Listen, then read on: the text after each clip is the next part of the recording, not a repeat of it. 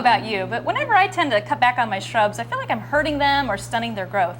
But it's actually one of the best things that you can do for your plant. And it actually revitalizes old plants. And with me today is Anne-Marie van der Zanden from ISU. And she's going to help us get started. And I guess first of all, what should we be cutting back right now?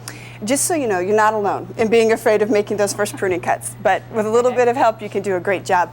The thing to cut back this time of year is anything that's going to bloom later in the summer. So some of your late flowering hydrangeas, as well as your viburnums. You don't want to prune any of your spring flowering plants right now, otherwise you'll end up removing a lot of the flower buds. Okay, so don't touch those lilacs, right? No. Okay, so now that we know what we should be cutting, how should we be cutting them?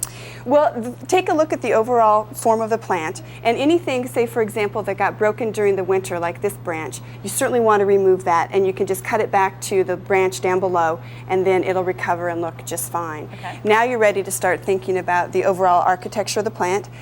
When you get ready to make a pruning cut, you want to cut back to another growing point. So you can cut back to another branch like this, for example. Sometimes there's little buds along the side of the stem as well that you can see. We can't in this case.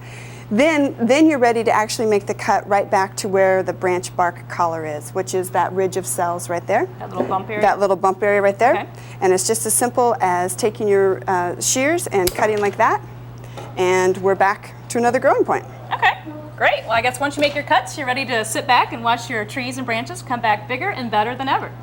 If you would like more gardening tips, be sure to log on to these websites. For Gardening in the Zone, I'm Liz Gelman.